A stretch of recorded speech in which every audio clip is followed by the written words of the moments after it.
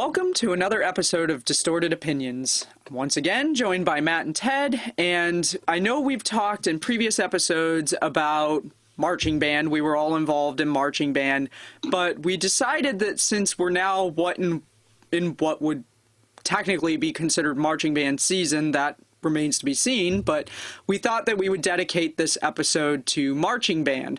So I know Matt and Ted, you guys are probably going to talk a lot about your high school experiences with marching band, and I went on after high school to do marching band in college, and that's going to be the bulk of my talk. So I think what we'll probably do is start with you guys.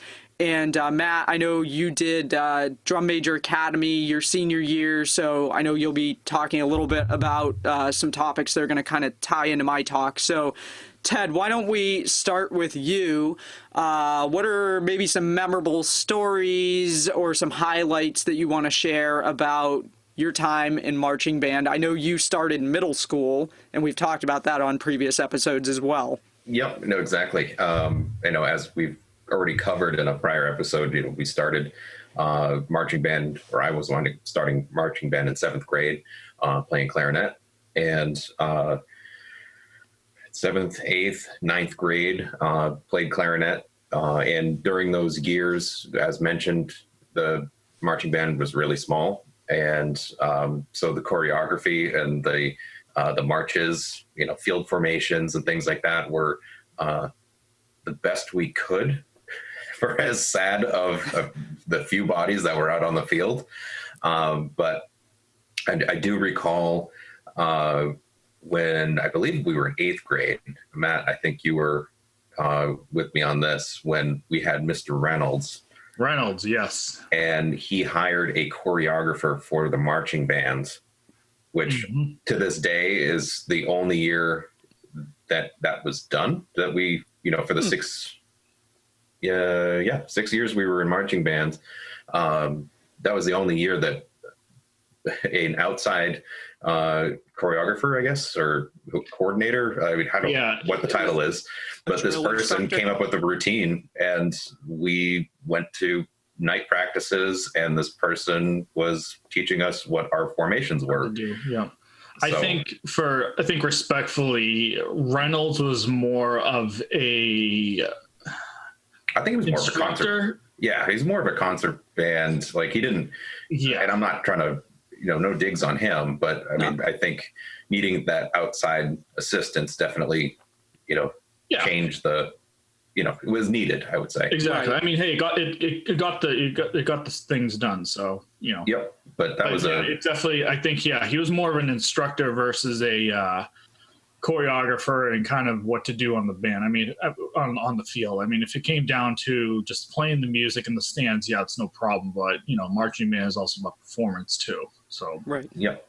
Yeah. So that was something unique that I recall happening.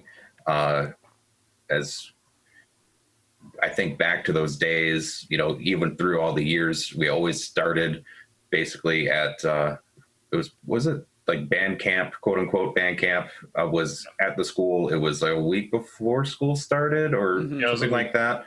And then we would go for a few hours. We'd learn how to properly march, what each of the commands are, about left, about right, like, I forget all the terminology now. It's been that long. So, but I mean, mentally, I know how to, work my feet, do the right foot behind the heel to do the 180.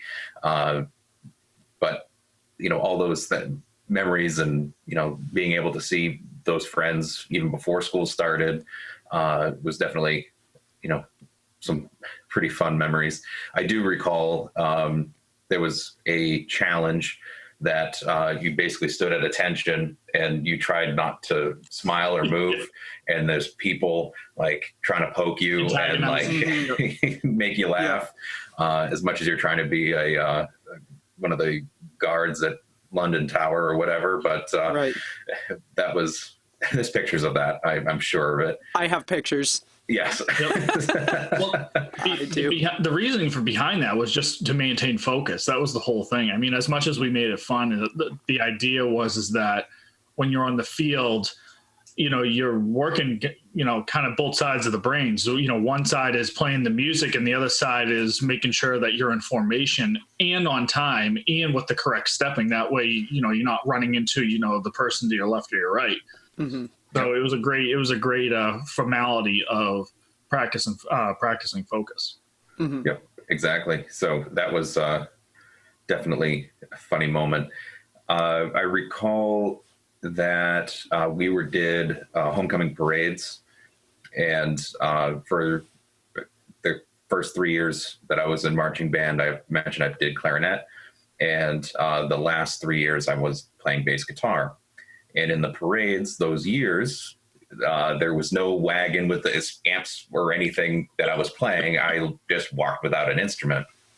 Right. And I do remember once we made it to the main street, we're turning up Washington, which is a very tall, steep hill of a street.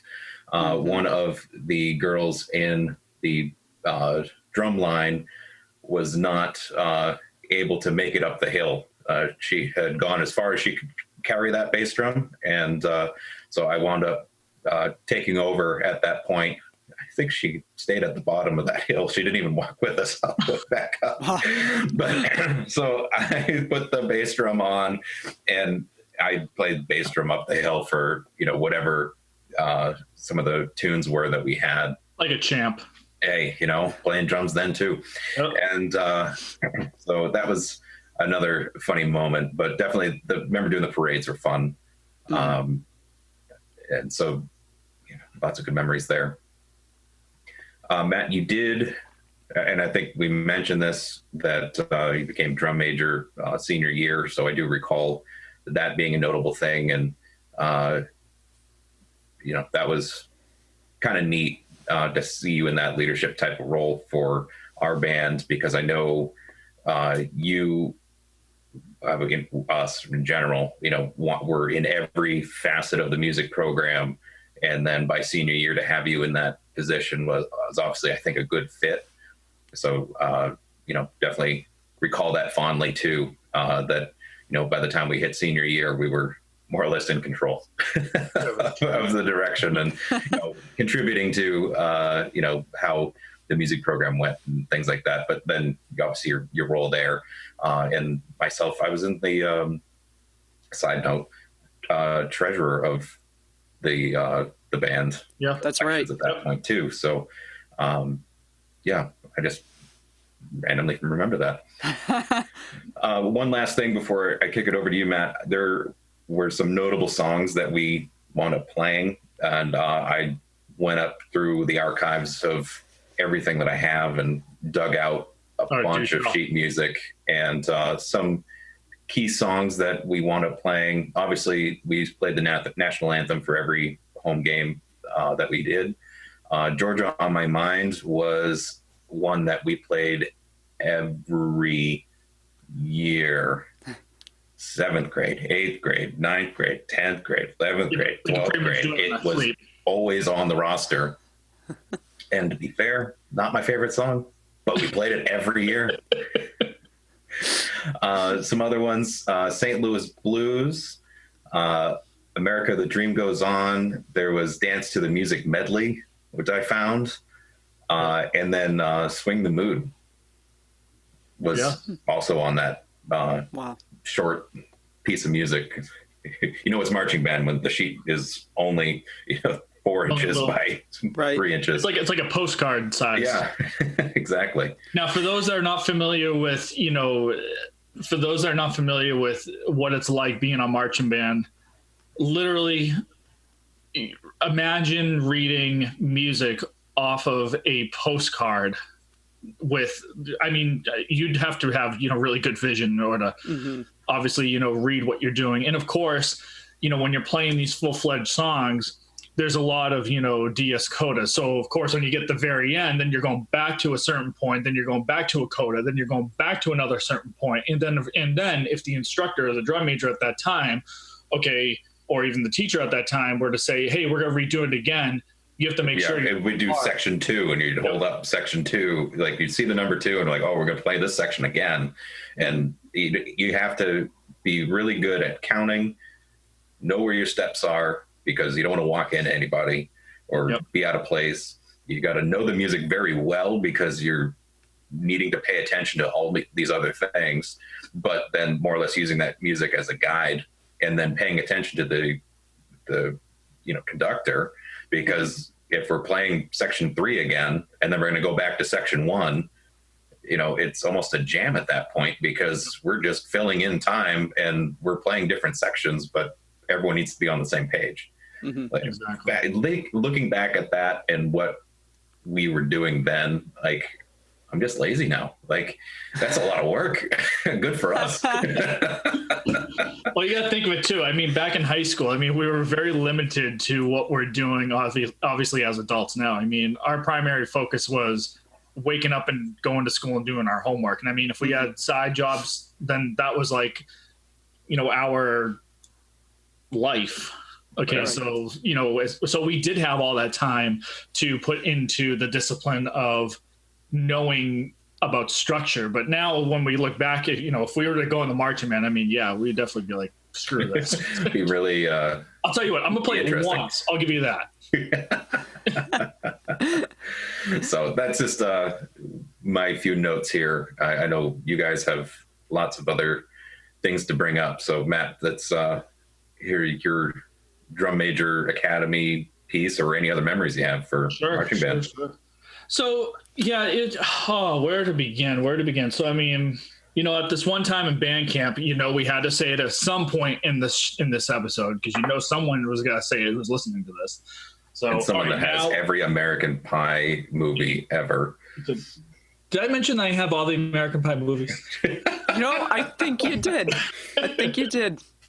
Well, for those that are listening, yes, I did reference I do have all the American Pie movies. But anyways, all right, that's off the chest.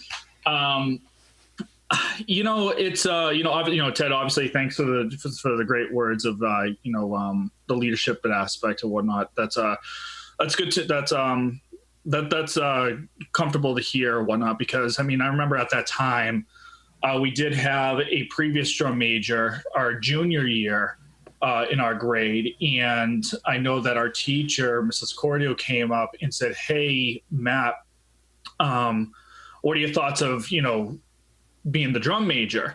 So I remember saying to her, I thought we already had one, and at that time, I think the belief of confidence with that individual just wasn't there anymore. So, the invitation to go ahead and become the next drum major and go to DMA was an honor. So at that time, there was no question to ask as of going ahead and taking up this new type of leadership role. So I remember going, and at one point too, I was nervous again, the senior year, and the DMA was Drum Major Academy, for those who don't know acronyms. It was located at UMass Amherst. So Kayla, I believe that you went to UMass Amherst and whatnot. And I remember getting there, and remind you, I'm the only one there. So of course it's a whole weekend of literally nothing but practice.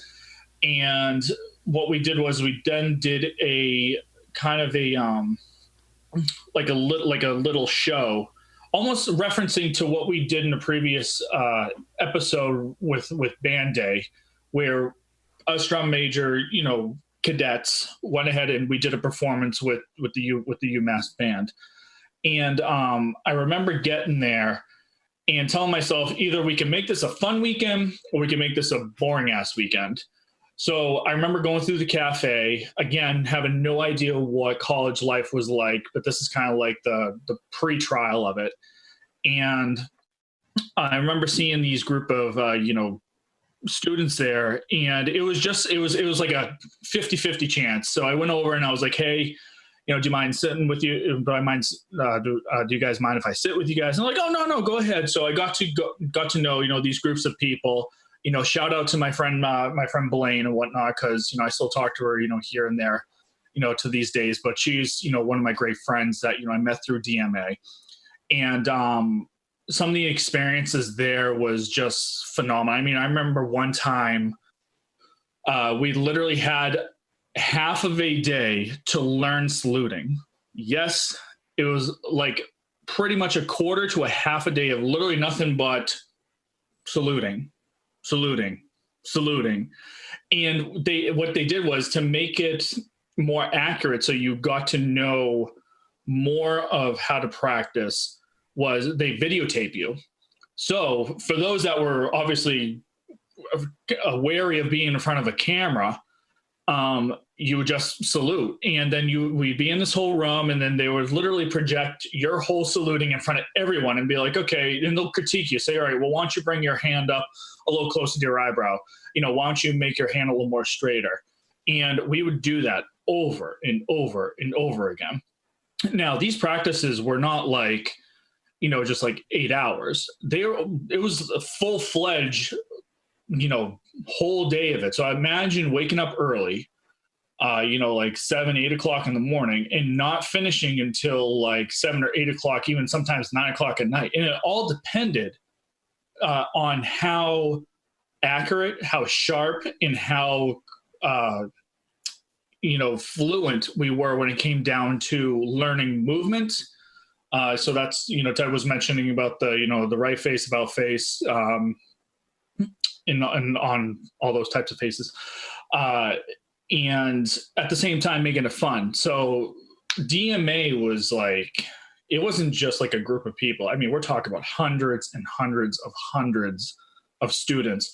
And we would practice all in the parking lots of UMass Amherst. And again, doing all these movements, we would coordinate with all different types of other musicians there. And finally, at the end, we had this big performance. So when I came back, obviously it was, the beginning of senior year, a week before, school started, we would go ahead and meet up at the high school, and then we would practice our own renditions of these songs, and also movements too at that time. Again, kind of getting back to, it was like almost, I was nervous again. And even though obviously I knew everyone in the whole band, it was a different type of aspect, because just like what Ted said, now it's in a leadership aspect. Now it's taking control of, like, what used to be a comfortable foundation of everyone of being on the same level is now got one step up to realize that, hey, you're going to be the person that people are going to be looking to when it comes down to timing, when it comes down to, movement, and when it comes down to, structure as well. So one of the things that I have very fond memories of, is coming back. I wanted to make it fun. Okay. At the same time, also disciplinary as well. So, we did have, those little games where we go ahead and stand at attention and try not to laugh, again, because it's all about the primary of focus. When it came down to practicing on the field, okay, we would do movements over and over and over again. And then there was one point where one of the songs that we played were a lot of Motown songs. So I brought this idea up to Mrs. Cordio at that time, and I said, hey, what are your thoughts about maybe doing like this little dance? She's like, well, what are you talking about? So at that time, I did like what I called like the Jackson 5 dance. And it was just like of a, your classic kind of like Motown swinging type of dance. I can't really even describe it. But we would play the song, and then, a group of individuals who volunteered to go ahead and do this dance, we would go ahead onto the field, and just while the rest of the band is playing, the Jackson 5, we would dance to it. And the crowd got absolutely wild. They loved it. I mean, I actually had an audience member come up to me one day after a game and said, and this is no offense to, our any classmates back then who were on the football team. So, hey, just calling it out there. But this audience member came up and said, we only come to these football games to watch you guys because our team sucks. I mean, to be fair, our team wasn't great.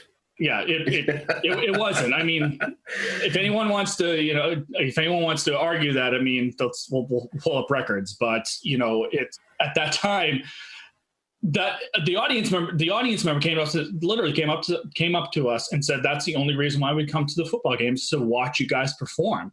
And that's just like I took that to heart, and to realize, like, not only was it that year, but just in all the years of marching band that started off like this little small group that ended up pretty much growing 5-10 times fold, all because of, you know, say it's the motivation of our group, say it was the songs that we were picking, say it was just the actual aspect that we had a great teacher at that time that wanted to pretty much almost self-recruited students to come and join, you know, the performing arts. You know, we said in the previous episode that, you know, when Ted and I first entered freshman year, that our band and our chorus were like anywhere between like 7 to 12 people. Okay. By the time we graduated, it was like, I want to say like 35, 40 plus people. Mm-hmm. And it just goes to show the leadership back then, and the fun and comfortableness of the type of teacher we had back then. So marching band, same exact thing. You know, we had a great teacher that motivated us, that directed us. She's also a, you know, UMass Amherst alumni too. So she understood, you know, the whole aspect of, you know, Amherst's direction in marching band. And it just, you know, to this day, it's just a fond memory of, you know, leading you guys, and you're trying to do the best that I could. And also at the same time being a part, you know, of the marching band with you guys, because, you know, if people aren't in the marching band, they don't understand the camaraderie that we have. I mean, to be realistic, we're all going to the practices. We're all going after school and spending the long hours. We're all in it together.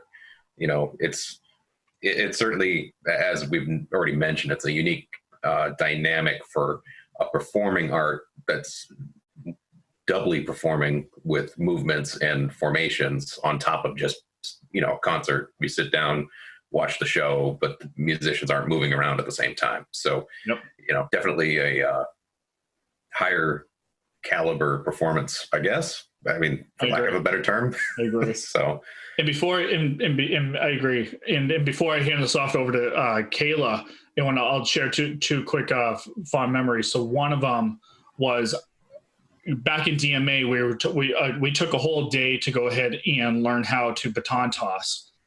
And when I came back, I remember that you keep on practicing and it was going horribly. Oh no, I was surprised I didn't, you know, have a concussion, you know, at least, you know, a couple times, because I mean, at that time, you know, trying to twirl baton, you know, it's it's a little harder than you think. And I mean, there are times where, you know, I don't know how the hell they do it, but I mean, these UMass Amherst, when they were showing us how to do it, I mean, they were flying it like incredibly high, where it became like an ant in the sky at some point, and they catch it. So of course I'm thinking, oh, this seems easy. And I mean, there's probably a couple times where, you know, that baton had, you know, donked me in my noggin. So, you know, it wasn't exactly, you know, fun. So that's one fond memory. And the final fond memory of marching band was, there was a point where we had uniforms, but we didn't have enough. So we had to go ahead and reorder uniforms. But before we got the uniforms, we ordered customized T-shirts because we were waiting for our whole product to come in. So when we ordered our uniforms, we did our best to go ahead and get them, sized. That the season already started, the football season already started. So what were we supposed to do, to represent the marching band? Obviously we couldn't go in our regular, high school clothes. We weren't being uniformed. So our teacher went ahead and ordered us like these black T-shirts with— I still have mine. Yep. Our black T-shirts that literally said AHS, marching band. And we would wear that. And I think we have a photo of all of us just wearing it. And we didn't wear it that long. It was almost kind of like it was a few weeks as like a filler, just because these uniforms were coming in. but we didn't have enough, or I mean, and the ones we started with, I mean, those were maybe from the 70s, 80s. They were vintage and not good. Like the styles changed. Oh yeah. And so when we got the new uniforms, it was actually pretty nice. And it was also if there was only one thing, and I don't know what you guys feel. Obviously, you know, seeing you being at DMA and seeing UMass and playing with UMass, that the uniforms there were really sharp looking. So I'm thinking at that time, hey, you know, we're gonna have sharp looking, uniforms. And if there's only one respectful critique, I was not a fan of the hats. I don't know why the hell we got like these Australian hats. They were like cowboy hats, but like the side brim. Like, yeah. It drove me nuts. First off, it drove me nuts because I didn't even realize that, like, and that's probably even the wrong terminology. It's probably not even an Australian hat. All I know is it looked like a cowboy hat with one fold up. But I remember one time trying to like undo that fold, and I undid it, but because it was plastic at the time, it just stayed intact. So of course I'm like, well, I just wasted my efforts on that. And I think at one point we did wear them, and then we just like stopped because none of us were a fan of them. So I don't know what you guys thought about those hats. I wasn't a big fan of them. I think we stopped wearing them. I agree. I remember passing them out prior to games. Everyone gets your uniform because you brought that home, right? But then I just, for some reason, remembered either collecting or distributing those hats at one particular point. And yeah, they were made of plastic, and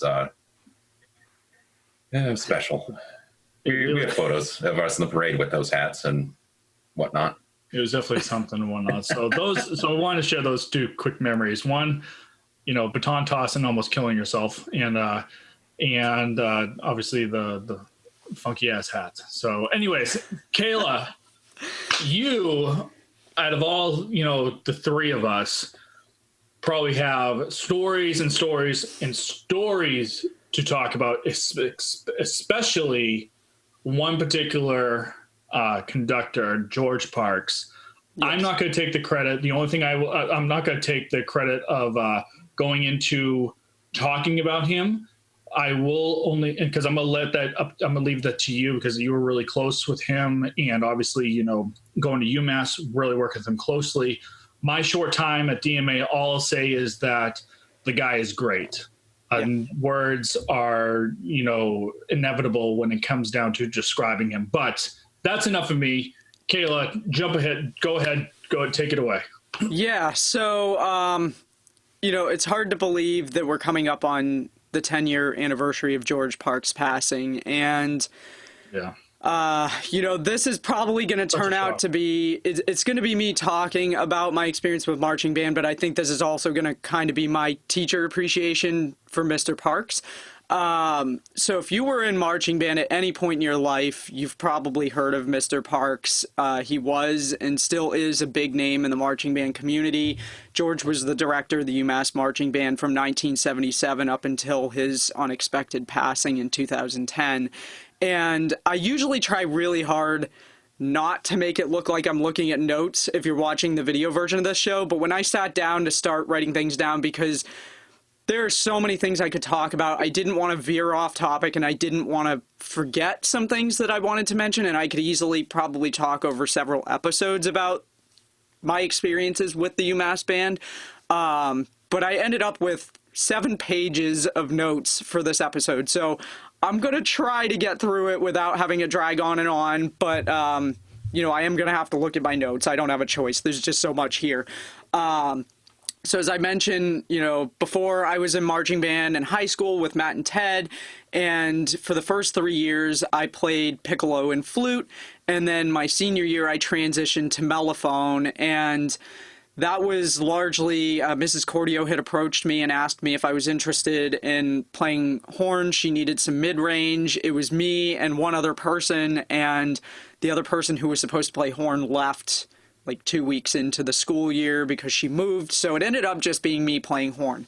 So fast forward to a little bit later in the school year, starting to make decisions about colleges, I ended up deciding to go to UMass because they had a really good music program. They also had a pre-veterinary science program. And at the time, I was nuts and thought that I might have double majored. And I don't know what I was thinking, because I had friends who were music majors who couldn't finish in 4 years because of the requirements. A lot of them did a 5th year. And I couldn't even imagine trying to do all of my pre-vet classes and music classes at the same time. So, but I was kind of undecided, so I picked UMass because they had good programs for both subjects that I was potentially thinking about going into. But I hadn't really given much consideration to joining the marching band. And as we've mentioned in some previous episodes, we went to band day in high school. I think it was my sophomore year, and that was my first experience with the UMass band. And I was blown away at the time. It was very different to see what a college marching band was doing compared to what we were doing. Unbeknownst to me at the a lot bigger. Yeah. Oh yeah. That was a big part of it. But unbeknownst to me at the time that, there were a lot of high school bands out there that were similar, and we were just a small school, and so we did what we did with the amount of people that we had in the school and in the band. So I had seen the band. I was really impressed, but I hadn't really considered joining. I was really kind of concerned about how I was going to balance my course load and adjusting to everything, and then on top of that having to deal with rehearsals. I just wasn't sure. So a friend of mine in high school, Brianne, was also going to UMass, and we were supposed to attend orientation together. And my grandfather unexpectedly passed away the week that I was supposed to be at orientation. So I ended up having to move it. I went, I think, to the last one. Brianne still went ahead of me. And she came back and she said, "Hey, I joined the marching band. I'm going to do color guard." And I was like, "Really?" And we talked about it some more, and then I was like, okay, yeah, all right, I guess I'll give it a try. So when I went to orientation, I went to the marching band. They had kind of a recruiting session where they showed you some videos of the marching band, and they talked about the band, and they talked about what rehearsals were like, and they talked about what the music was going to be for the upcoming season. And I was like, all right, so I signed up. So I arrived. It was kind of similar to high school in the sense that every year you showed up the week before everybody else did for band camp. But the experience was a little different. So I'm not quite sure what I was expecting when I showed up to day one of band camp in college, but I'm pretty sure it's not what happened, which was you show up and all of the upperclassmen, field staff, who are the people who kind of get all the freshmen started, and then everybody shows up and they've already kind of been trained on what the field show's going to be and what the music's going to be, and so they kind of help people within the section with figuring out their music and where they're supposed to be in the show, making sure everybody's marching properly. So those people all show up a few days before the incoming freshman class. And when the freshmen show up, those people are all outside the dorm shouting at you as you pull in, "Welcome to band camp!" They're like jumping on your car. If your windows are down, they're like yelling in the windows. And it's like, it's a little bit, I didn't know whether to be frightened or like really excited about how enthusiastic these people were.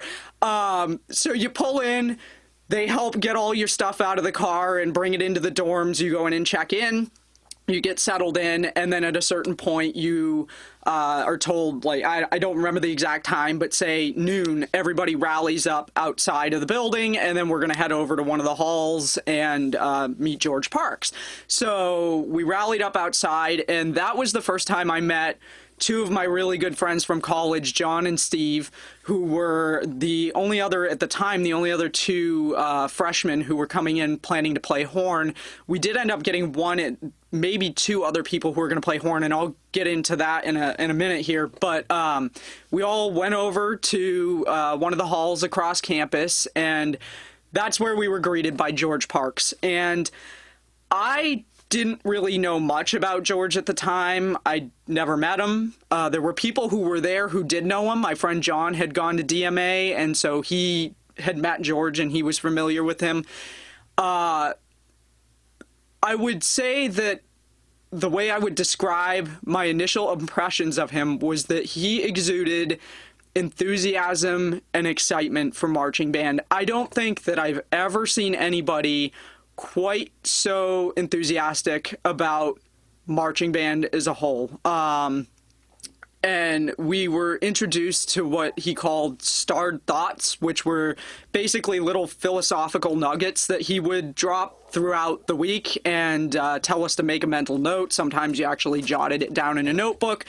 But these were things that you could apply both to marching band and life outside of band. So, you know, there were a ton of them, and I went and kind of looked some up to write down some highlights, but Google George Parks starred thoughts, and you will get a whole list of things that he said over the years that were just good mantras to live by in everyday life. And so some of the highlights were: dedicate yourself to being someone who cares for others, do something spectacular so your spirit lights up the room when you leave. And one of my personal favorites was the 3 stages of band life. You believe in Santa, you don't believe in Santa, you become Santa. It's really good. Yeah. There's a lot of those, so just Google it. You'll find a whole list. If you're looking for inspirational quotes, Google George Parks starred thoughts. So basically what would happen after that is over the next few days, we did a lot of marching drills and we did auditioning for parts. And the band never turned anybody away. You always got a place in the band regardless, but I think it's pretty safe to say that my experience level compared to other people who were coming into the band was definitely low. There were some challenges for me. First of all, you know, it's kind of hard to adjust to marching on the correct foot while you're playing. You're always supposed to start on your left foot. We learned drills in high school, but I think a lot of people were lucky if they just got to roughly their spot while playing the music, regardless of how they got there. Also, I don't remember a lot of people memorizing the music in high school, and in college, that was a requirement. You could use the music throughout band camp, but it was pretty much expected that by the time band camp was over, you really needed to know the music like the back of your hand, and you didn't use your music beyond that. Other than in the stands, we had different music for in the stands, and we could, you know, look at the music in the stands.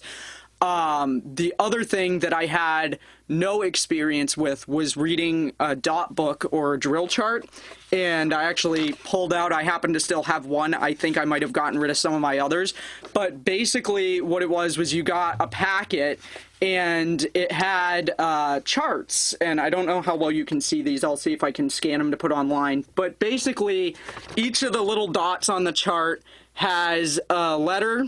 So like F and the number 1, so flute 1, 2, 3, 4, and you were assigned a number for your section, and you were that number that corresponded to a spot somewhere on the page. So you had to learn how to read, drill, and like go to the next page and figure out, okay, this is the next formation, so now how do we all get to that formation? So there was a lot of learning to read, drill, learning to figure out how you get to that point in the drill, and knowing where you had to be, because you had to be in a specific spot by a certain time along with 350 other people.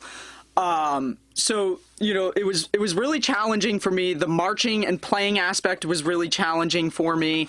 I have a little bit of show and tell for the people who are watching, but at the end of the season, we would do a band banquet, which was basically a formal occasion. People got dressed up. It was an opportunity for me to be able to use some of the dresses I had spent an incredible amount of money on in high school for formal occasions. And they would give you, everybody got, and there's some behind me if you're watching the video, you got whatever the collectible glass was for that year, and it had something to do with the theme of the show for the season and the year.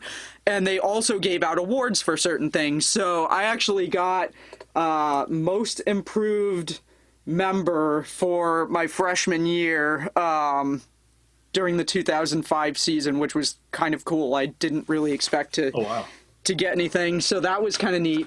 But anyway, so, you know, there were a lot of things to kind of adjust to in being in a college marching band.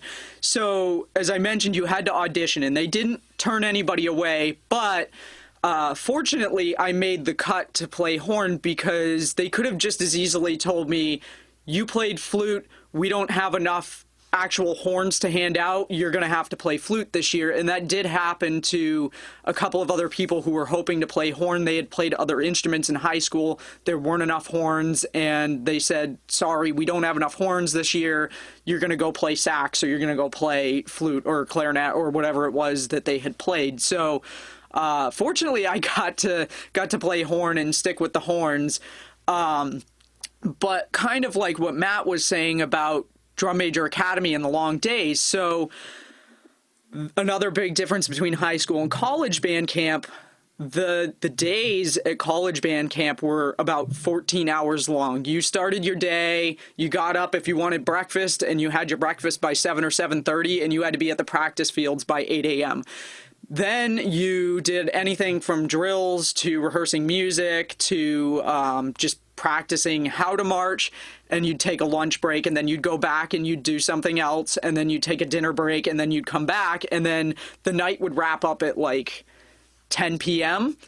The drum line would actually often rehearse longer. You could hear them marching around campus playing the cadence at all hours of the night, and they also got up, I think, earlier than the rest of us too. I mean, the drum line they took their job very seriously, so they were at it even longer than we were, I think. But it was 14-hour days, and there would be some days that we would move into the Fine Arts Center and rehearse music indoors just to be able to get a bit of a break from being outside if it was particularly hot on that day. But for the most part, you were outside all day, every day for the entirety of band camp. And then at the end of band camp, we did a friends and family performance and barbecue, and we would perform our halftime show. And then we also did a march off, which was kind of like what we did in high school, but they would shout out commands, and it would be whoever was the last standing, I guess, kind of won the march off. So that was kind of band. So my real question is, real quick, so when you're out in the parking lot and all this, under the sun for all day, did you have an Australian hat to block the sun? Did you not take one from high school just for that occasion, or? I didn't.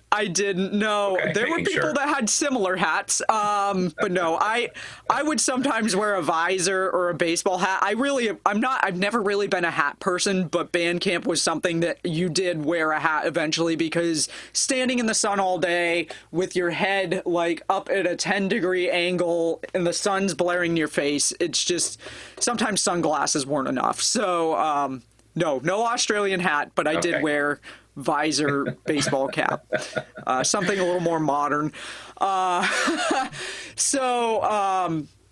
Fast forward past band camp.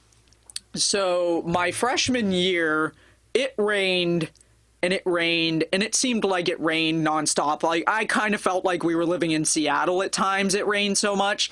And we had talked, I believe, in a previous episode about how we did, and I don't know if Ted mentioned it early in this episode, but we did a parade in high school. I referenced a parade, but not that parade. Where it rained. Oh, my goodness. No. It poured. It was awful. I don't know how many of the people who played woodwind instruments in that parade ended up having to send them out to have the pads replaced or have things repaired, because it rained so heavily during that parade. But I was just so happy I didn't have my clarinet. I was playing bass guitar for that parade, so I didn't carry an instrument, because that rain was outrageous. And I can't believe they still held the parade. I know. It was ridiculous. There's some pictures that are just you can easily miserable. I have video. Yeah. So, and video. Yes, and video. Yeah. We look miserable. We're miserable. You can easily see that we're pissed. Right. And some of us are just kind of like, let's just get the shit done and over with. Let's just go. How long was bad? We have? Right. It was bad. So, the interesting thing is college band was different. So, woodwind instruments, if it was going to rain, did not play. They still marched, but they didn't play. Brass instruments, we played everything regardless. The woodwinds would, I believe, actually sing their parts during a halftime show. So they didn't play an instrument, but they sang their part. And I remember it was so bad that year, UMass didn't have turf yet, and I nearly lost a shoe on like the 50-yard line or something because my foot got stuck in the mud. It was so bad. They actually had, there was one game I remember they had people with squeegees and they were basically squeegeeing the water out of the field because it was so wet that we'd had so much rain, the ground just couldn't sustain holding any more water. It was ridiculous. But we had also that year done an exhibition show at Micah, which is a high school. They do concert band and I believe choir, but they also have a marching band competition for high school students. And so we would get invited to play an exhibition performance for the high school students who were participating in that. And I remember that year they didn't let, I don't think, any of the high school bands actually march because there had been so much rain that they didn't want to destroy the field. And somehow Mr. Parks convinced them to let us march. And it seems to me that we didn't get invited back after that because I think we destroyed the field with having performed our show when it was completely muddy and there were 350 of us on the field. And I don't remember going back to that particular location for Micah ever again. So we might have ticked them off a little bit, but and to this day, grass has never grown on that field. Probably. Who knows? 17 years later. I guess the grass isn't greener on the other side.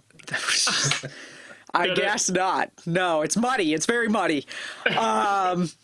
So, and speaking of weather, so rehearsals were Monday through Friday from 4:40 in the evening to 6:15 p.m. And every game day on Saturday, you had to be on the field by 8 a.m. for a rehearsal before game day. So if we knew in advance that it was going to be inclement weather during the week, rehearsals would sometimes get moved into the Fine Arts Center and we just rehearse the music if possible. But if we were in the middle of an outdoor rehearsal and all of a sudden it started to rain or sleet or hail or whatever, we just kept going with rehearsal. I do remember a rehearsal where I think it actually started to hail and we were still outside. It was ridiculous, and we didn't miss a game because of weather. Woodwinds didn't play. That was the only thing. And I think the pit probably, the bass and the guitar probably didn't play. I don't know if they brought out the xylophones. I don't even remember at this point. But, anybody who had an instrument that could potentially get ruined in rain, they didn't play. Everybody else did, but the show went on. So then, obviously there were home games, but we also traveled a lot. And when it came to traveling, we took 6 or 7 buses, plus there was 1, maybe 2 Penske trucks that they loaded all of the drumline and pit equipment into. And depending on what the distance of the trip was, if it was an overnight trip, sometimes what would get worked out was that we would stop at a high school somewhere partway between Amherst and wherever our destination was. So you're just destroying fields as you go? Leaving fields of destruction?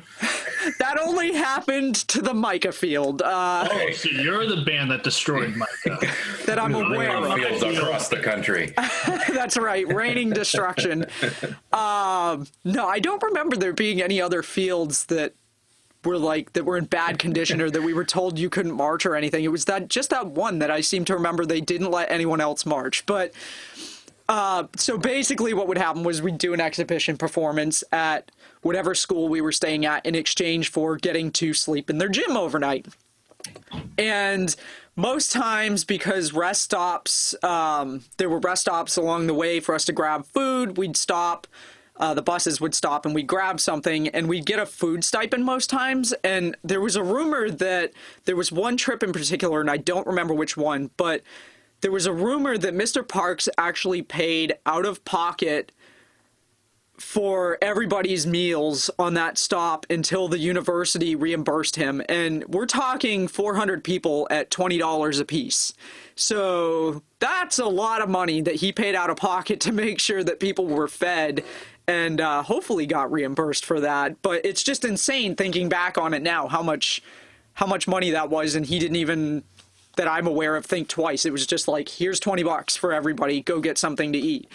And on that note, I have a question about the UMass band. Was that an extra fee that you paid to participate, or was that just you were covered because you were already a student at UMass? Nope, it was part of the program. So we didn't pay. I don't remember paying anything for any trips.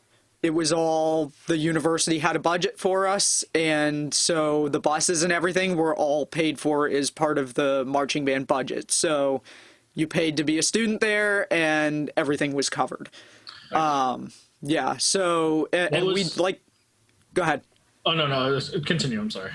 I was just we went on a lot of trips. So when you think about how many buses that is every time, how many meals that is, how many I don't know if we rented the trucks or if the band owned the trucks that they used for hauling the drumline equipment around. I'm sure if somebody watching this who is involved in the ad staff with the band is able to, they'll probably correct me if I'm mistaken on anything. But you know, I don't know how much the cost was associated with all of that, but I'm sure it was a lot that, you know, in high school we had to fundraise for any trips that we went on. And that's part of my question, because I mean, all of our trips like Virginia Beach and, you know, where if we basically did things, you know, we basically needed to fundraise to go anywhere. Yeah. Exactly. Right.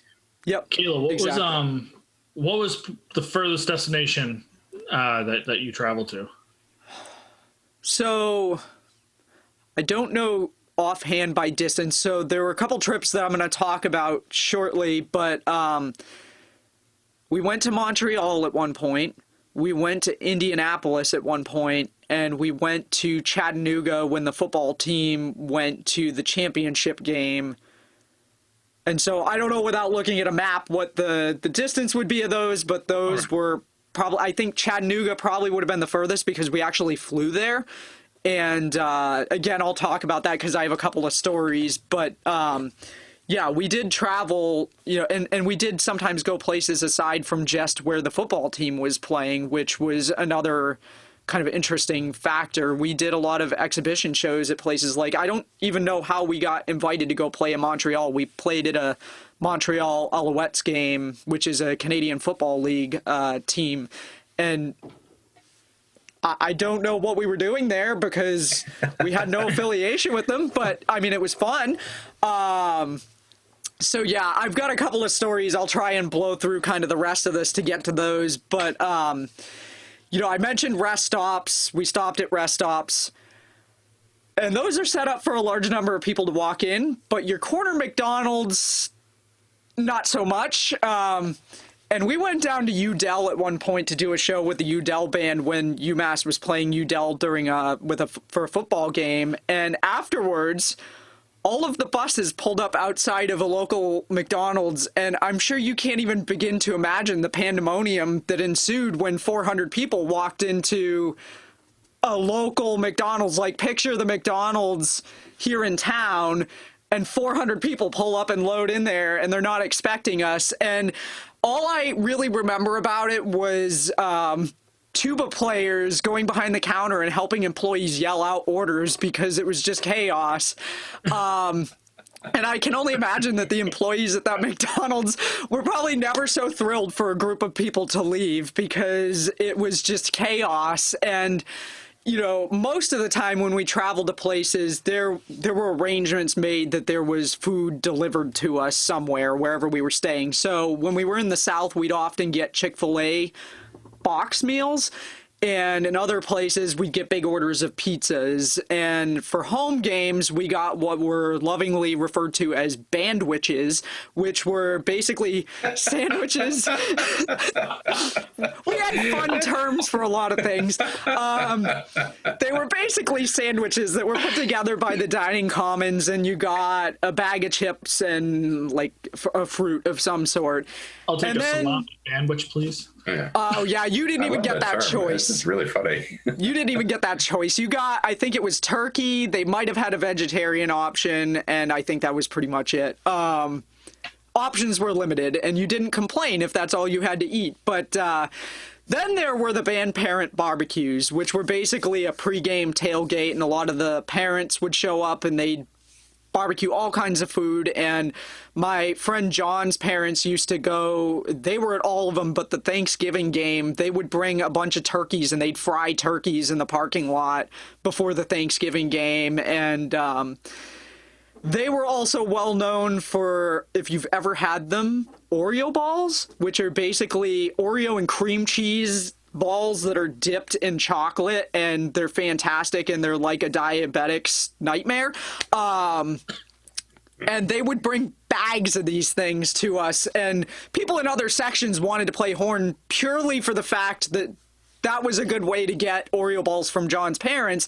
And to this day, I still get either in the mail or with John kind of being the delivery person, around the holidays, I get a delivery of their holiday box of Oreo balls, which is kind of nice. And I know some people who would be incredibly jealous if they knew that I was still getting those on a yearly basis. I really can't eat them as much these days because they catch up with me. And I will say I was never in as good a shape as I was when I was in marching band, because you were moving all day long, you were walking around campus. Even if you ate a ton of crap, you were still getting a ton of exercise. Nowadays, I'm sitting around here, well, and with the virus, I'm sitting here doing my work, not moving. And if I ate like that now, I'd weigh 400 pounds. But anyway, I digress. So then sophomore year was kind of the season that didn't end. We, during winter break, played at a Nobel Prize ceremony for Craig Mello, and I can't even begin to tell you what exactly it was that he discovered, but it was a major breakthrough in science. And so during winter break, we went to Worcester and we performed at a ceremony for that. And then in the spring, we went to Boston. We played with the Pops for a spring concert, which was kind of cool. But, you know, we did quite a bit of traveling during the regular band season, especially compared to high school, where I don't really remember us going a lot of places for high school marching band, other than maybe the Littleton Thanksgiving game. Might have been the only thing. That was the only away game we did, was the Thanksgiving Day game. Right. So, you know, getting to travel was an awesome experience, and it would take me more than one show just to go through all of the trips that we went on, but I tried to narrow it down to a few memorable occasions. So, my freshman year, we went to West Point, and that wasn't an overnight trip, but it was an insanely early morning. I want to say we got up, we had to be on the buses by 4 or 5 in the morning. Because we arrived early when, you know, so that we could watch the West Point cadets do their morning drill. And I remember the end of the game, the cadets all jumped the wall and stormed the field, and they were tossing people in the air every time there was a touchdown. And it was intense. The toss people? Yeah, they'd have like a group of people would throw somebody in the air in the stands every time the team made a touchdown. It was really crazy. Yeah, it was insane. Oh God. Yeah, it was insane. It was an experience. Get my safety helmet.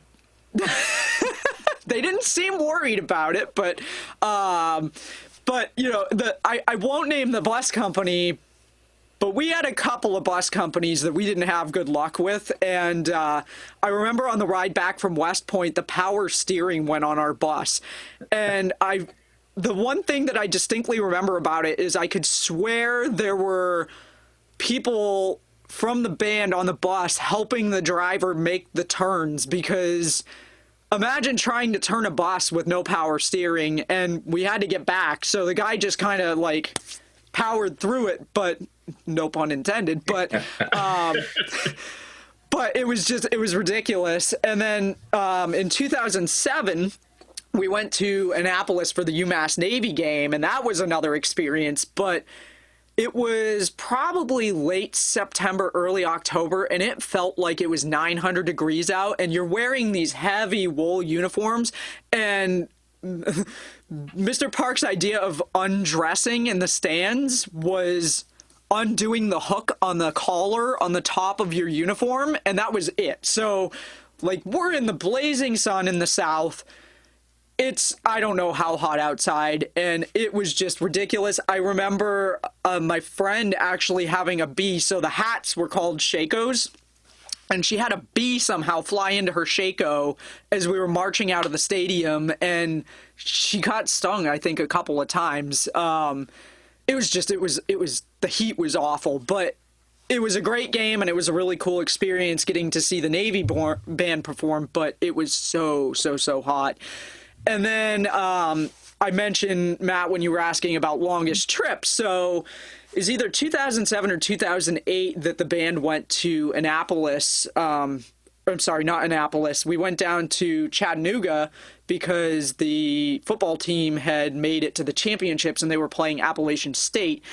And we were warned ahead of time that the App State fans could be brutal to opposing teams. So we were warned about, if you're standing next to the wall where their fans are, keep a close eye on your Shako and your plumes, which are the feather that stuck out from the top, because fans may try to grab them from you. And I don't think anybody had that happen, but we did have stuff thrown at us by the opposing team. Like, I seem to remember somebody getting hit by batteries, which I don't know where somebody got batteries from to throw them at us, but it was ridiculous. But one of the cool things about that experience was that we actually chartered a flight to and from Chattanooga. So we left, we flew out of Chicopee. I don't know if it was the Air Force Base or if it was like a private airport, but I mean, you didn't even have, it wasn't like you went through an airport through security and then you went onto a ramp, went on the plane. You walked across the tarmac and got on the plane, and at the time, and still actually, as you guys can probably attest, my big thing was taking pictures of everything and video of everything. And so I had a little point and shoot camera that I used to take everywhere. I even had the inside of the band jacket had a pocket in it, so I could kind of reach up and put my camera in there and take it out and be able to take pictures in the stands and on the field and stuff before we started shows. And so I was taking my camera out to take a picture of the plane because I'd never flown before. That was my first time being on a plane. How many people fit on this plane? Is the whole band fitting on this one plane? We had to take two planes, so it was still split. A good-sized plane. It was like 200 people per plane. All right. Yeah, so I mean, it wasn't a little tiny private jet. It was like a commercial plane. I forget what airline it was. It wasn't just something ordered a C5 and you would have been fine. Here's the band equipment. Yeah, you know, I assume the equipment came down on one of the planes and that somebody didn't drive it down. But yeah, it was a really interesting experience. But the real bummer was that I took out my camera to take a picture and I dropped it, and it landed on the tarmac in such a way that it died. And I couldn't get it to turn back on. And I was so upset about it because like I'd said, I've never flown before. I wanted to take some pictures on the plane. And so just when you thought it couldn't get any worse, we get down there and we stayed in the gym. And I was getting ready for bed and I'm changing in the bathroom, and at the time I had one of those Razor flip phones and it was in my back pocket, and I went to throw my jeans over the door and forgot that I had my phone in there, and the phone fell out and landed on the hinge, and the phone broke in half. So now I have no camera. Now my phone is broke. Language alert. I'm pretty sure my friends in the section thought that I was a cranky bitch that night because I was snappy about everything because I had broken my camera and my phone in the same evening, and I was so pissed. And my friend Shifra knew that I was likely to take more pictures than she was, so she actually gave me her camera and let me use her camera for the rest of the trip, and then I just gave it back to her. But, you know, it wasn't a great weekend for me as far as technology, and, you know, other than that, it was a good time. We ended up going to a Cece's Pizza, which is a thing in the South, and they do kind of pizza buffets, and we ate a ton of pizza before we flew back, and unbeknownst to us, they were actually serving hot breakfast on the flight back, but it was 2 a.m., and we'd all eaten pizza, and nobody was hungry, so we just kind of, I think most people passed up the hot breakfast, but It was it was a good trip. It was a memorable trip and something that, again, I wouldn't have experienced if I hadn't been in the marching band. And then I know, I mentioned briefly the Alouettes game, and we spent, and I think I talked about this in a previous episode too, we spent a lot of time preparing for that game or that performance, because the Canadian Football League actually has a 55-yard line. And so you have to plan for the additional yardage when a field show is set up for 50 yards and now you've got extra yards there. It presents a bit of a challenge. So we had spent a lot of time before going up there preparing for that, and we had a home game that weekend. So we performed our home game and then everybody loaded onto the buses to head up to Montreal, except for there were a handful of people who were also in the hoop band, which was the ensemble that played at the basketball games, and there was a basketball game that night as well. So those people stayed back and did the basketball game and then loaded onto a bus and came up. And my friend Steve, his mom came up to watch the performance, and she got a hotel room, and so the two of us got to stay in the hotel room. And the next morning, when we went back to where everybody was staying and met up with everybody, I was never more glad that we had stayed in a hotel, because apparently the people who were with the hoop band that came up, their bus broke down in Vermont or New York, and they had to wait for either a repair truck or they had to wait for another bus. I don't really remember what it was, but they ended up not getting in until some ridiculous hour of the morning. And then I think the fire alarm in the building had gone off or something, so everybody was up like most of the night. Nobody had gotten any sleep, and I felt bad for people, but I was like, man, I slept like a baby back at the hotel. I'm really glad that I didn't stay overnight with you guys tonight. How's it going? No one's angry this morning. People were pissed at us because of the fact that we had gone elsewhere and we had gotten a decent night's sleep, and they were all exhausted. And I was like, sorry, what can I say? But hey, I'm glad I got a good night's sleep. So that was the Montreal performance. And then I think I have one more away game story, and I know we're up against the clock here with the runtime. The last away game I was going to talk about was in 2007. We did an exhibition performance at Bands of America in Indianapolis, and this was the final BOA that took place at the RCA Dome before they demolished that. And the shirts for the event actually said "one last trip through the airlock." So when you were getting ready to go onto the field, you had to go into kind of like a holding chamber prior to going out that basically depressurized, because the roof of the RCA Dome was held up by the pressure in the building. So one of those. Okay. Yeah, so there was a whole process for how you had to get onto the field. And so we went through this chamber, and but I believe, leading up to that, we stopped overnight somewhere. It was either in Pennsylvania or Ohio, and I remember it snowed. And we did a show at a local high school that was allowing us to stay at the gym overnight. And we played the show in Indy, and I feel like we waited until about 1 a.m. for the buses to show up for some reason. I don't know why it took so long, but at one point we walked by one of the entrances to the field, and there were people on their hands and knees wiping down the field with towels. And all I could think of was, I was joking with my friends that it would be hilarious if Peyton Manning slipped on the field during game day because someone had emptied their spit valve in that spot and it hadn't been wiped up. That's a good cheat, because being from New England, not a fan of the Mannings. No, and I don't want to get into my football alliances, because that's a whole other show, and we might lose some fans. So you intentionally emptied the spit valve on the field just because? Maybe. Confirmed.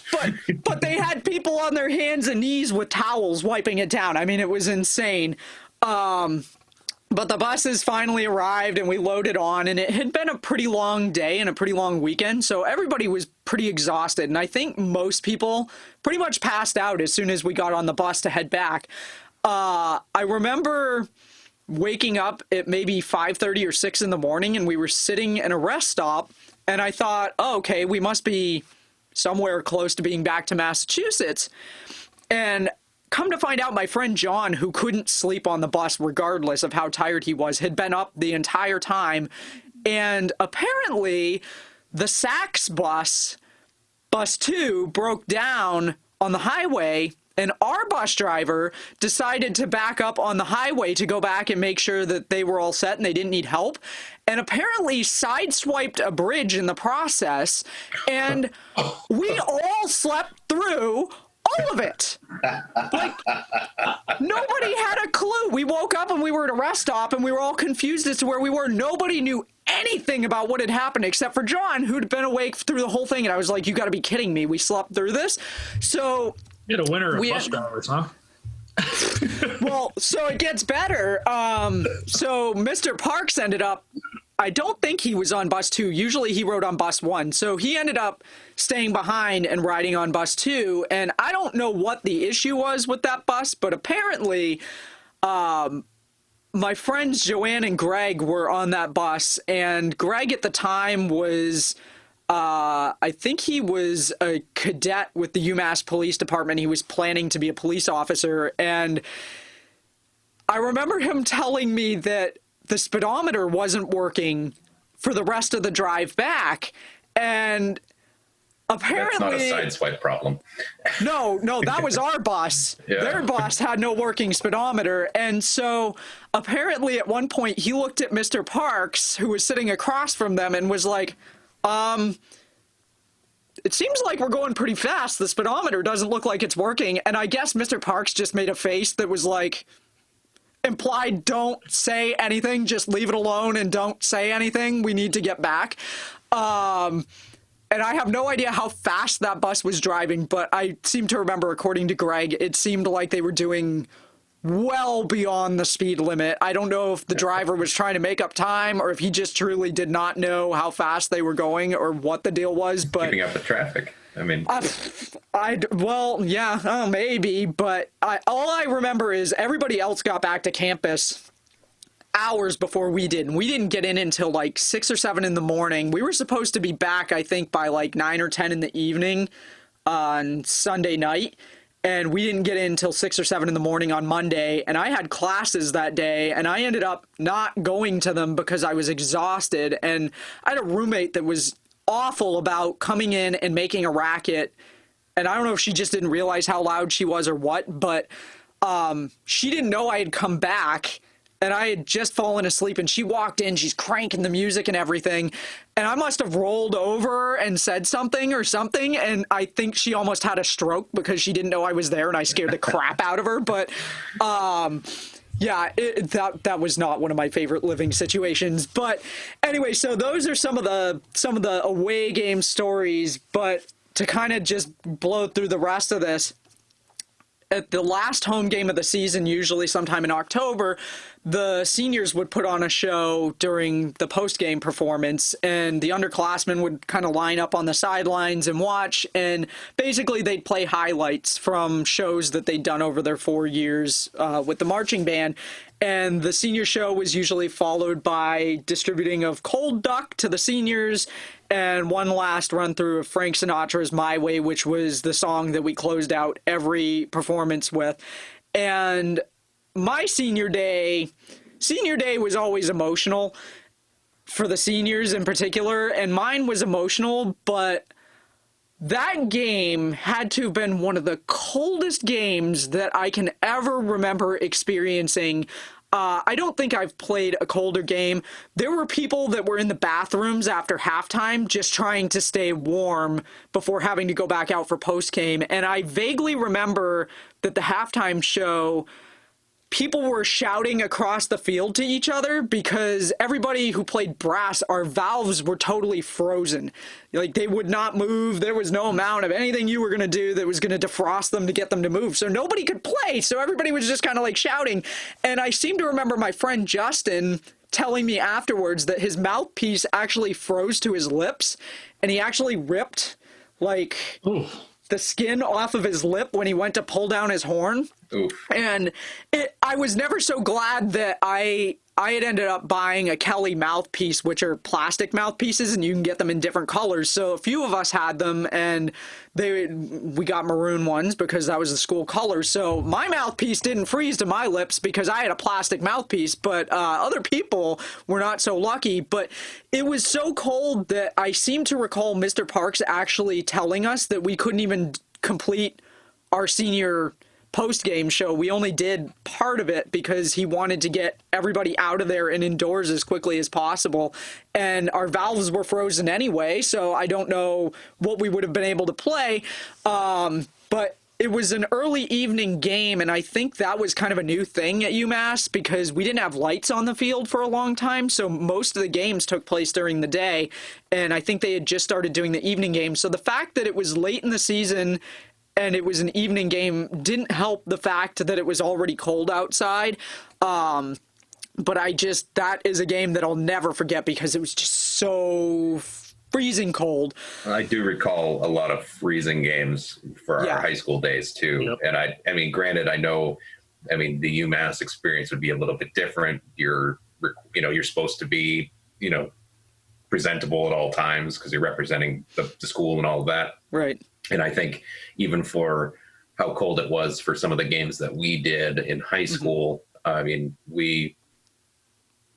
I remember one game being so cold, like we had our winter coats on over our uniforms. Some people had blankets on top of the winter coats on top of our uniforms and hoods up, everything. And I have a picture of two people in the stands from high school, completely wrapped up, completely huddled over, look homeless.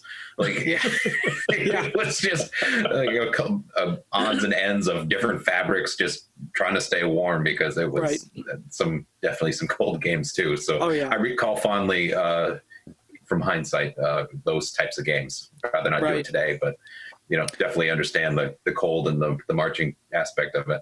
Yep. Yeah, when it's cold out, I'm always kind of like, well, today's a day that I'm kind of glad that I'm not doing marching band right now.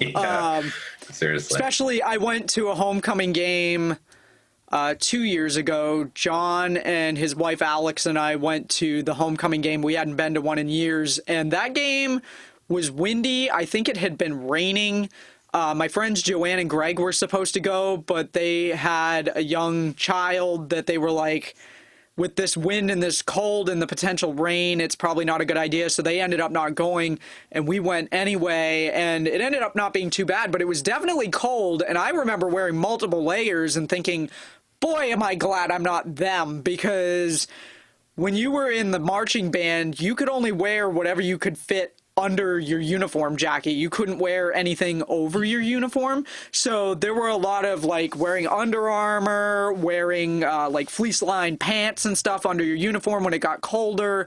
It was I felt like there was never a point where there was a comfortable temperature during marching band season. You were either sweating your butt off because it was 90 degrees out and you're wearing a wool uniform, or you were freezing because that wool uniform wasn't quite enough to keep you warm. And it was 20 degrees outside and there was a breeze blowing through because UMass might as well be a wind tunnel. I mean, I don't know what it is about that place, but it's always breezy there. Particularly behind the library. I had one of those wind resistant umbrellas that's supposed to withstand speeds of up to 55 or 60 mile an hour winds. And I remember that sucker blowing inside out as I was walking behind the library one day. And I'm thinking, either we've exceeded the wind speed here or this thing's lying. But it must be just Western Mass, because even my times of going to MCLA, hang out with friends. I mean, there's never a day where it was always windy there. I mean, you might as well bring a friggin' kite if you were bored. Right. Yeah, no, there was always a breeze, at least. Some days were windier than others, but there was always a breeze, and it just made it that much worse when it was cold outside. But I have two kind of quick, memorable GNP stories. The first one is that freshman year, so we could buy band merchandise, and freshman year, I ordered a waterproof jacket and a hoodie both of which seemed like it took forever for them to arrive. And I remember inquiring with the band's merchandising manager and also with Mr. Parks a couple of times to be like, do you have any idea when these are going to come in?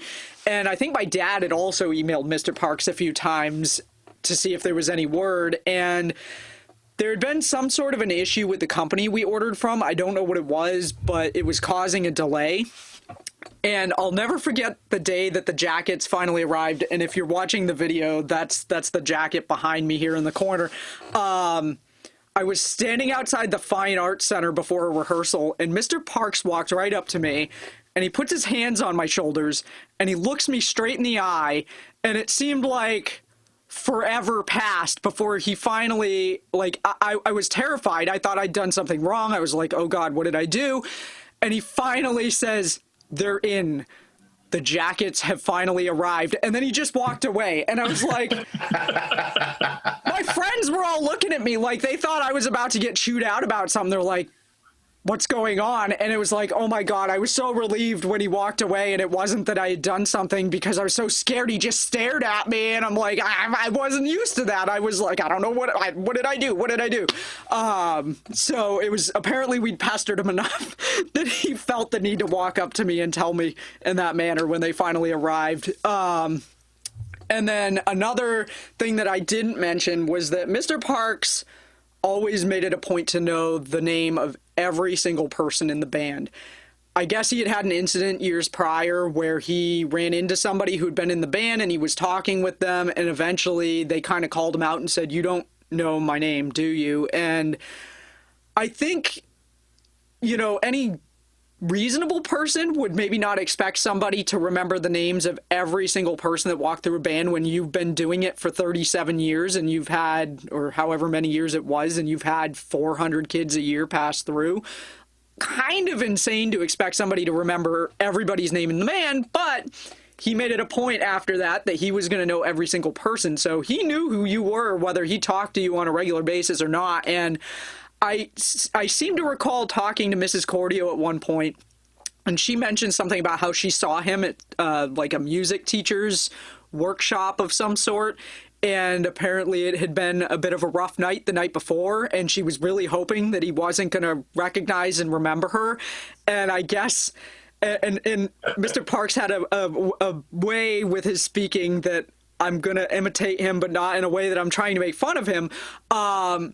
He, I guess, walked right up to her, and sure enough, he was like, Allison, how are you doing? And she was just horrified because she was really hoping of all the times that he would not remember who she was, and apparently he had. So he remembered everybody who he had over the years. But to get into kind of wrapping this up, so a year after graduating, I ended up getting a job in Amherst, and I was able to sneak away early one evening to be able to catch one of the kind of toward the end of band camp rehearsals. And there was somebody else with me, and I don't remember who it was, who had recently graduated, but I remember we sat on, there's a big hill, and it kind of goes down to the practice fields, and we were sitting on the hill watching, and eventually Mr. Parks spotted us and called us to come over and watch the show closer. So we went over and we watched, and when rehearsal was done, he came over and he was talking to us, and he asked me if I'd given any consideration to coming back, and I told him, I said, you know, I'd love to join the band again. You know, I missed it. It was a great time. And we said goodbye and kind of parted ways, and I didn't realize at the time, I'm going to try to get through this, that would be the last time I'd talk to him. A couple of weeks later, all right, I'm probably going to blow through this part because I'm having a harder time than I thought I would. But a friend of mine who was still in the band called me at 1:30 in the morning. And, you know, if you get a call at 1:30 in the morning, and you, especially if you know those people are away and they're on a trip, you know it's not something good. And I just remember her saying, Mr. Parks died. And I was like, what? And so after that, it was a lot of, you know, shock from everybody. And the band had been en route to Michigan to play a big performance up there. The football team was playing Michigan, and Mr. Parks had a heart attack at one of the overnight performances. And so enter another person who I'd be remiss if I didn't mention, Tom Hannam, who was the drumline director. So he worked mostly with the drumline, but he also ran the hoop band, and I had played in the hoop band. And, you know, I think a lot of bands in a situation like that would have turned around and gone home. And Tom stepped up and said, that's not what he would have wanted. We're going to play. And Tom basically took over the band for the year following that until they found somebody to replace George Parks. But, you know, he really held that band together during that time. And I wasn't part of the band. I had just graduated, but, you know, I had friends who were there, and it was a hard experience for them. They ended up doing a big memorial tribute a few weeks later, and they invited all the alumni back to play in this big alumni band. Actually, I think it was for Alumni Day. And I think it's safe to say that there have never been so many alumni who have attended and performed with the alumni band as there were that year. There were easily 1,000 people who showed up to that performance. It was almost like a band day, but with alumni. And so it was a big tribute, and, you know, Tom was instrumental in getting that band through that. And I recently found out that Tom actually just retired. So on the off chance that he happens to be watching this, I want to congratulate him on his retirement. He had been there at UMass for over 30 years as well. And so congratulations. And, you know, at that time, the band didn't really have a home to speak of. So we were changing in the parking lot outside of Grinnell, which is the building that the drumline stored their equipment in and rehearsed at. And I'm not even kidding you, there'd be tours coming through, there'd be random people walking around campus, and there'd be 400 people in the parking lot getting undressed and putting on band uniforms, like out in the open in the parking lot, because we had no place to go change. We didn't have a home. The band used to be in the old chapel, and then the old chapel got condemned because it needed repairs that the university didn't want to pay for at that time. It's since been restored and is now, I think, like a lecture hall or something. But Mr. Parks was really the driving force behind a campaign to raise money to get the band a building, and they had just finalized all of that stuff before he passed, so he never got to see the outcome of that building, but they decided to call it the George N. Parks Minuteman Marching Band building. And so here's another show and tell moment. So they sent out these flyers to everybody, and the reason, if you're watching this, that it's in a frame is because I was actually the poster child for the flyer that went out to everybody. That's awesome. looking for donations. But if you go into the band building, there's a lot of alumni who have their name on the wall right when you walk in because they donated toward it. My name is on there, and I'm sad to say I've never actually been into the marching band building, but my hope is that when things kind of go back to normal that I might be able to actually visit it and see it. But I'm sure it's nice to be able to change in a building where you have some privacy as opposed to out in a parking lot where you have people walking by and it could be freezing cold outside and you're like pretty much getting naked in the parking lot. But, you know, Mr. Parks and my time with the UMass Marching Band had a lifelong impact on me that I won't forget. You know, I have a lot of lifelong friends that I'm still very good friends with to this day that I wouldn't have met if I hadn't been in the marching band. And Mr. Parks really urged all of his students to approach everything with a smile and a positive attitude. And he told us that on the first day of band camp. And he urged us to, on the first day of class, be right front and center in the room. You know, it's a big school. Classes were sometimes 300 to 400 people, and you had these big lecture halls, and he encouraged people, sit in the front row, be there with a smile, look attentive. You learned that dedication and punctuality were important in marching band, but also in life. And something you guys may recall hearing, which was Mr. Parks' phrase or saying, was to be early is to be on time is to be late, and to be late is to be wrong. Mrs. Cordio used to say this a lot, and Mr. Parks used to say it all the time. But, you know, it's hard to believe that it's coming up on a decade of students who haven't had the experience of working with George Parks. And, you know, there's a very good chance this year that marching band students won't even get to participate in what would be a traditional marching band because of restrictions and regulations that are going to be put in place for sporting events. That, you know, some of the stuff I've seen, they're not going to allow bands to travel to away games. There's going to be social distancing in the stands, which is going to make it incredibly challenging for a band to play spread out in the stands. And, you know, I don't know how it would work being on the field. I think actually I saw that the UMass band is an entirely online course this year. So I don't know what exactly that means for them, but I can't imagine, as upset as I was not getting to do a senior show, I can't even imagine not getting to do my senior year of marching band, period. Or if I'm an incoming freshman, not getting to have the experience of joining the marching band if this is something that I looked forward to and was anticipating. So, you know, it'll be interesting to see what the marching band experience looks like this year in particular. But, you know, just, I know George Parks' teachings continue to live on in the students that passed across his field over the years, and they still call it the George N. Parks Marching Band Drum Major Academy, and they still do DMA every year, and there are alumni who go back and teach those. And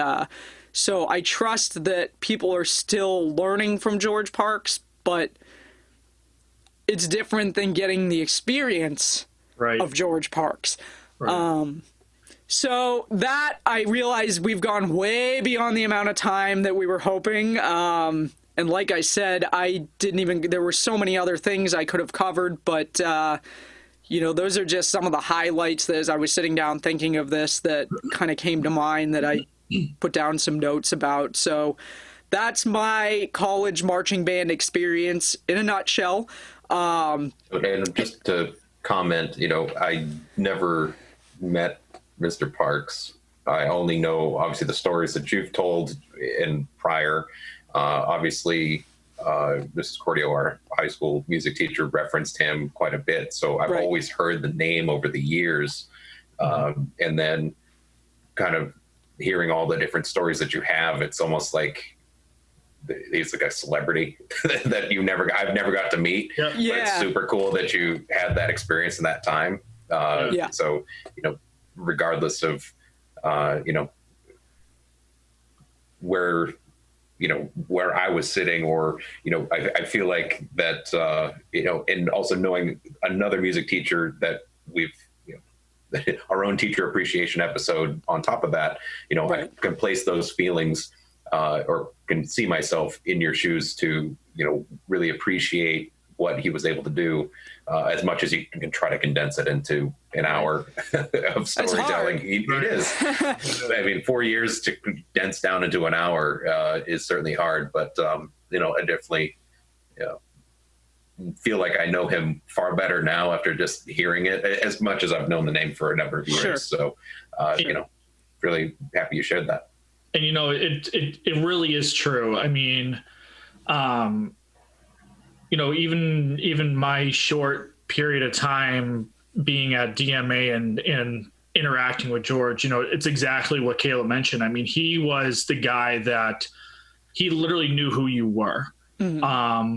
And my interactions, you know, with him a couple times, he was just the type of person that literally you could go ahead and just go up to him and he's talk about, you know, open arms.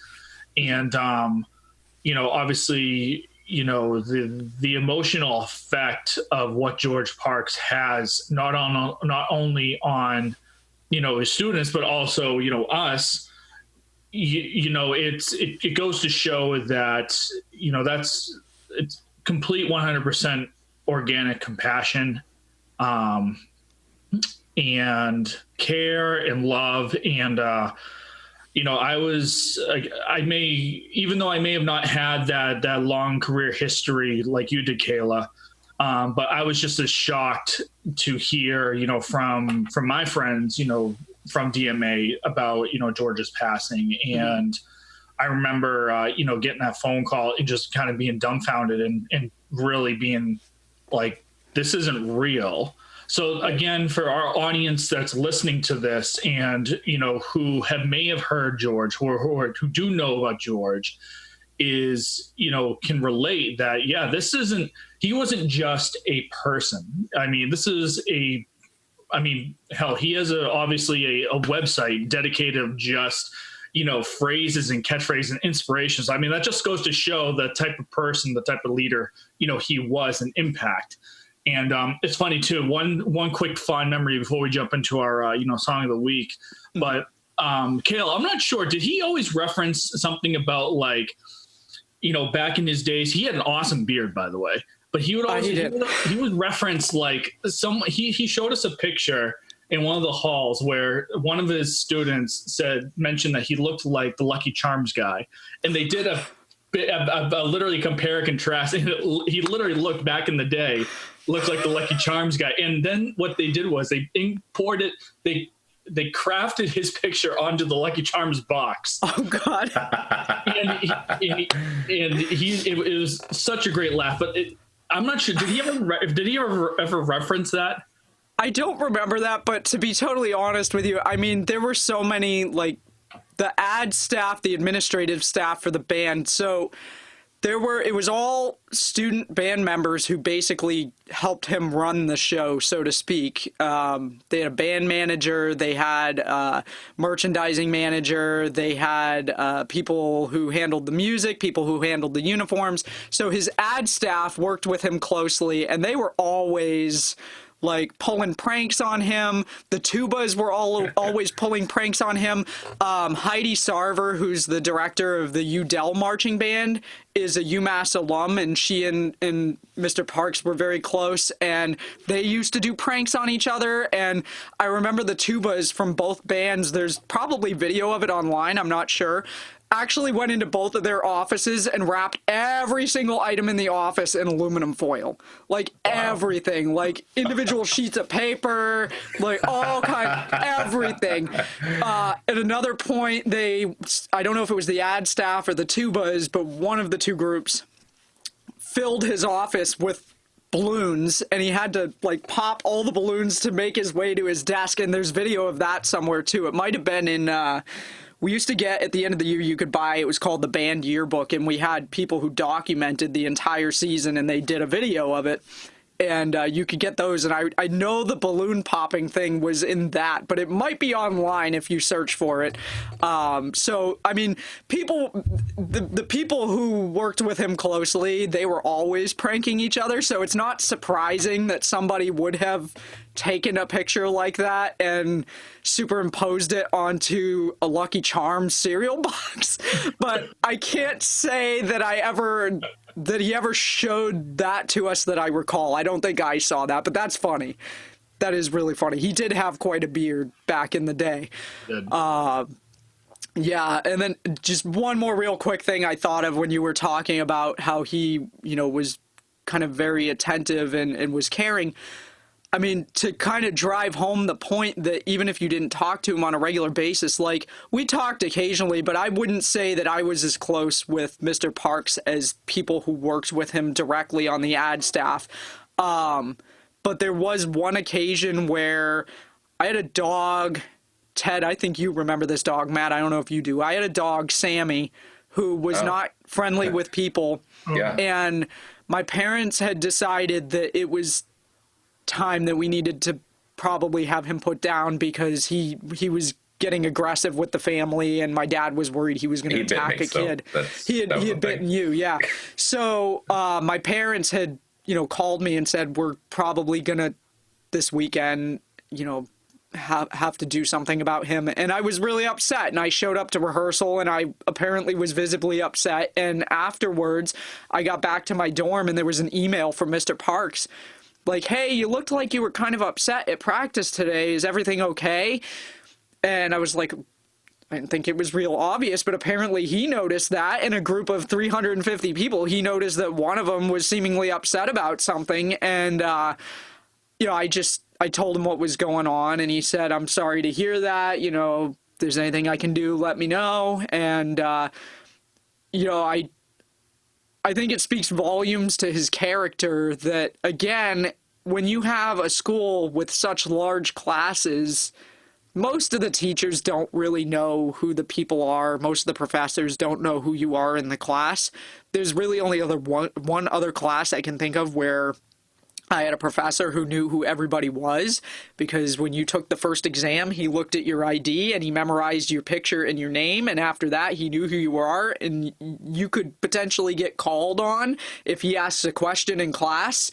And if you're not prepared for an answer, you're going to be in some trouble. So it was like you were always on your toes in there. But for the most part, professors, when your classes are 300 to 400 people, professors don't know who you are. They don't know if you're not in class, short of if you're, you know, not there for an exam or a pop quiz or something, or, you know, you don't do well on your quizzes because you're not showing up to class. So the fact that, you know, Mr. Parks knew all of the people in the band well, and he knew them well enough that, you know, even if he didn't talk to you that day, he could read that you were having a problem of some sort. I mean, and then to email you right afterwards and be like, yeah, it's not even like taking you aside. Like, it's completely private in that sense of like, right, hey, I hope you're doing all right. Like that, right, that's very impressive. Right. So one of the fundamental elements to being a leader. Right. Right. So, yeah, again, like I said, I could go on and on as I sit here. I think of more things that I didn't go over, but we've already gone way over our runtime on the show. So I think, you know, now might be a good time to go into our song of the week. And I know typically I've been going first. Do you guys want me to just go first, or do we want to go back in the opposite direction? It doesn't matter. Either way. It's fine. Go for it. All right. All right, so for my song of the week, I picked September by Earth, Wind & Fire, which was the title track off of their 1978 album, September. And there were a lot of songs that I could have picked for this if we were sticking with the theme, because we had a lot of great field shows that were memorable for me. I also really enjoyed when we did Chicago my sophomore year. In fact, I screamed when the music arrived in the mail, and I was like, yes! What song? So I'd have to go back through them, but usually we did a medley, and so we did Saturday in the Park. Does anybody really know what time it is? And I can't remember what the third one was. And it was the same for any show we did. So the Earth, Wind & Fire show was the same thing we did. It was a medley of Earth, Wind & Fire songs, but the one that stands out to me has always been September, and there's a variety of reasons for that. And I get really nostalgic whenever I hear it come on the radio, or if I'm watching something on TV and it comes on. I believe senior year of high school, we played September, my senior year. And then, coincidentally, freshman year of college, we also did Earth, Wind & Fire and played September. And I just have really fond memories of, you know, Mike Nilsson, who was our section leader that year, had this little silver Chevy Aveo, and you know, 5 of us would pile into it with our horn cases, which were massive. And I mean, it was like, we joked that it was like a pillbox, and we all crammed in there, and he'd be cranking September, and everybody's singing along with it. And, you know, we'd ride to and from the practice fields or over to the Fine Arts Center, depending on where rehearsal was at that point. But it's just a great song. It's really catchy. I think I can't, you know, I can't think of a single wedding that I've been to, and here's another fun term for you. We referred to ourselves as bandos. I can't think of a single Bandwiches is a good one. You see the bandos eat those bandwiches? That's right. That's right. They did. Bandwiches all around. So, but, you know, I can't think of a single bando wedding that I've been to where we haven't heard, you know, the DJ play Earth, Wind, and Fire September. Or I'd also be remiss if I didn't mention, and I did mention this when I was talking about our field shows, that we always closed the show with My Way by Frank Sinatra. And I think that's a song that pretty much every UMass alum associates with the marching band. And as I said, it was the closing song. And again, I don't think I've been to a single bando wedding where that song wasn't played somewhere toward the end of the night. Because typically if you're going to a wedding of somebody who was in the band, there's also a whole bunch of other people who were also in the band, so everybody knows the song, and it's just kind of a tradition. But I my pick is, I'm gonna have to go with Earth, Wind, and Fire September. It's a good song. I'm sure everybody has heard it, so I don't need to tell you to go listen to it, but go listen to it. And on that note, why don't we send it over to do you have a preference for which one of you goes next? All right, I'll go. Okay. So with that being said, you know, reminiscing, you know, friends and, you know, UMass and it's funny, I got to make a quick apology. So I did reference, you know, one of my quick friends, but Blaine, but also, you know, my good friends over Kat and Pete over there too, if they're listening, and whatnot. But, you know, if there's one song that comes to mind, it would have to be, you know, I Want You Back by the Jackson 5 off their album Diana Ross Presents the Jackson 5 in 1969. This song, every time I hear it, it reminds me of the days that, like, it just reminds me of every time I hear I Want You Back, I always think about the marching band. I can't think of anything else. I literally just think about the marching band. I think about, you know, those that came and danced and to go and get the crowd wild, to just overhearing, you know, this Motown classic. It's just something that, you know, relates to today's episode regarding, you know, marching band. And in contrary to this song, you know, I've heard it before, and then when marching band happened, and then when we actually played it, it almost gave it a brand new color to appreciation. So back then, of course, I knew of the Jackson 5. I knew of Michael Jackson. I was like, okay, well, you know, Jackson 5. It really wasn't into Motown back then. But then when we're actually physically playing it and getting to know even more about the history of the Jackson 5 and getting to know how I Want You Back came about, and then us playing it on the field and then seeing the audience reaction. I know I keep referencing the audience reaction, but it really does make an impact when you're performing for them, because again, marching band was a performance, okay, especially, you know, during the football season. So that's why I'm gonna have to go with, you know, I Want You Back by the Jackson 5, 1969 off the album Diana Ross Presents the Jackson 5. With that being said, Ted. Well, and to your point, the audience is definitely important, because regardless of what instrument or music you're playing, you're always feeding off the energy you're getting from the audience. So it definitely contributes to a better general experience for, you know, the more fun you're having, the more fun the audience is having, and then it just kind of spirals up. So for my pick this week, I mentioned the song earlier because we played it every year. The music got passed out at the beginning of the year, and it was always in that pile. I am going to go Georgia on My Mind, the arrangement from Michael Sweeney in particular, which is one we wound up playing every year, and I can't stress that enough.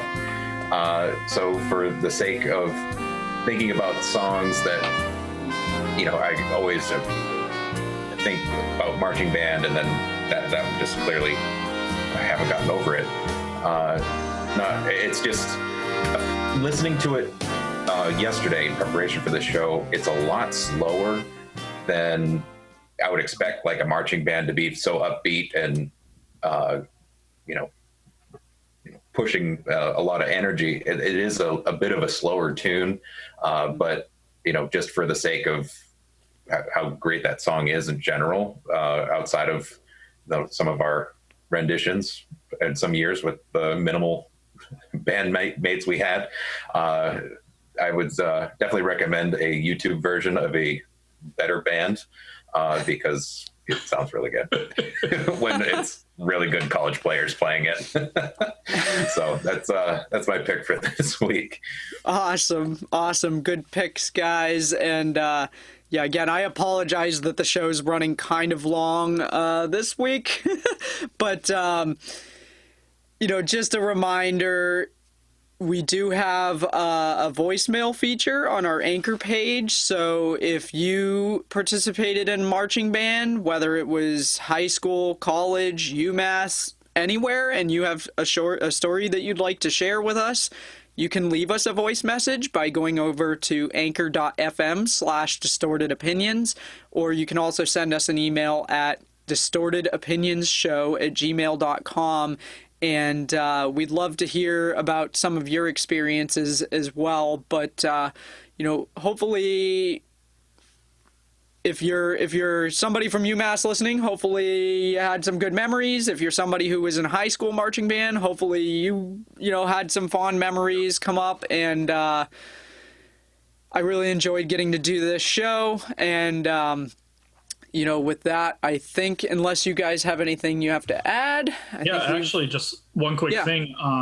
You know, as Kayla mentioned, you know, about our email and our voicemails, you know, I just want to give a quick shout out to everyone who's left us a voicemail. Want to definitely appreciate you guys reaching out to us. We love it. You know, obviously love hearing from you guys. We love interacting. Again, you know, we are very personable. So we, you know, are reaching back out to those who left voicemails, even messages, and, you know, just want to say, you know, thank you for listening to us. You know, obviously tell your friends, tell your family.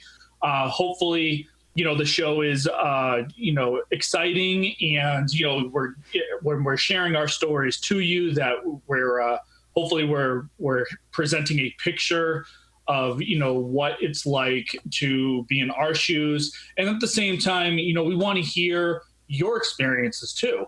So, you know, reach out to us, you know, and again, thank you for everyone who's reached out to us, who's left us voicemails, who's left us, you know, personal messages, and, you know, even rate us too. Again, you know, just be transparent with us. Let us know if you like it. Let us know if there's anything that you want us to, you know, adapt with a little bit of change with the show. I mean, you know, again, we're completely open. We want to hear from you guys. And again, if you want to be a guest on the show, we will make it happen.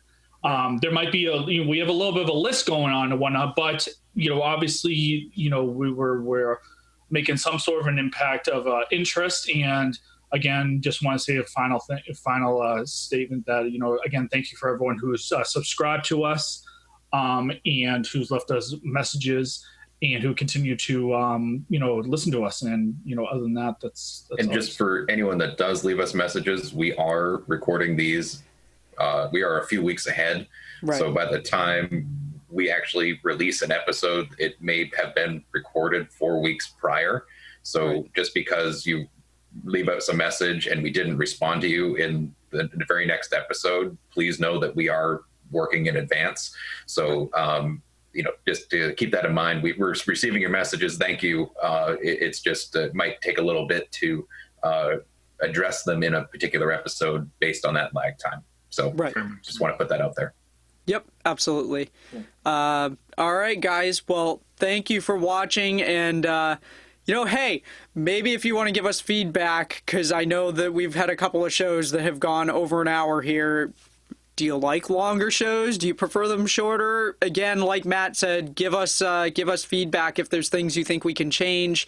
As much as this is our show, you guys are the listeners, and so, you know, we're happy to take feedback into consideration. So with that, thank you all for tuning in and listening. We appreciate it, and we'll see you next time.